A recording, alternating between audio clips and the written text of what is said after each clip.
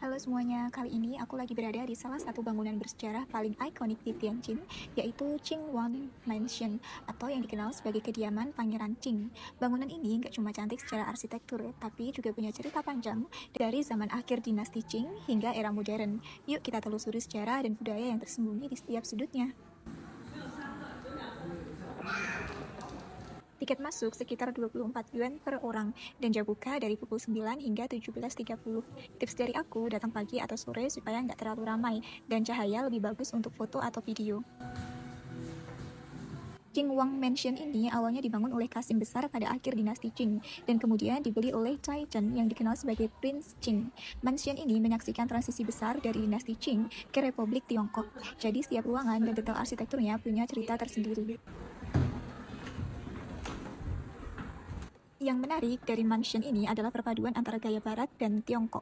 Kamu bisa lihat kolom bergaya barat, kaca patri berwarna, chandelier elegan, tapi tetap ada elemen tradisional Tiongkok, seperti ukiran kayu dan taman di halaman dalam. Kombinasi ini bikin mansion ini unik dan sangat fotogenik. Qingwang Mansion juga berada di kawasan bersejarah Tianjin, dekat dengan Five Great Avenue. Banyak bangunan bergaya kolonial di sekitar sini. Jadi, selain melihat mansion, kamu juga bisa sekalian jalan-jalan dan merasakan atmosfer kota yang pernah menjadi konsesi asing.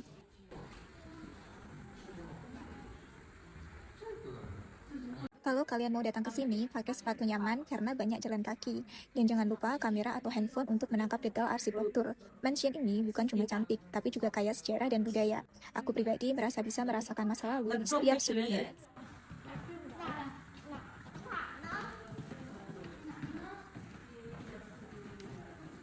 Sekarang kita masuk ke bagian paling menarik, koleksi dari interior di Qingwang Mansion. Setiap ruangan menyimpan detail yang unik, mulai dari furniture, lampu gantung, hingga dekorasi klasik yang bercerita tentang kehidupan bangsawan zaman dahulu.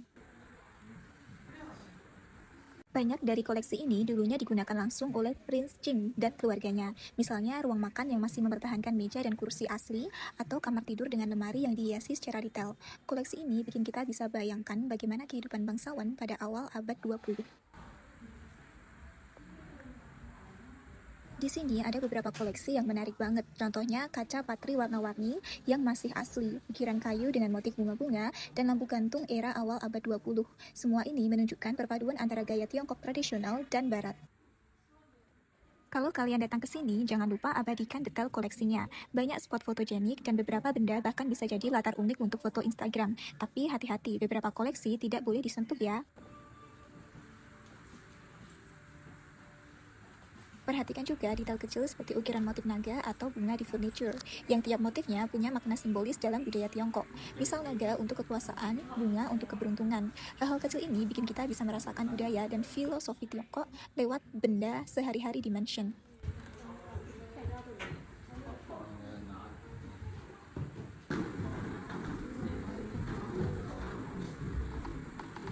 Kalau dari luar, Qingwang Mansion ini benar-benar terlihat seperti sebuah istana mini. Bentuknya megah dengan atap klasik khas Tiongkok, kolom tinggi, dan detail ukiran di pintu dan jendela yang bikin kesan elegan banget.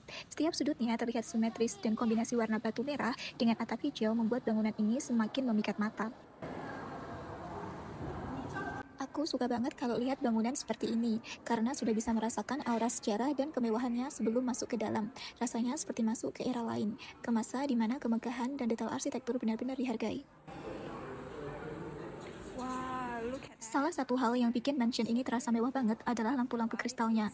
Lihat deh, setiap lampu gantung di sini bukan cuma sumber cahaya, tapi juga karya seni. Kristal-kristalnya memantulkan cahaya dengan indah, bikin ruangan jadi berkilau dan elegan.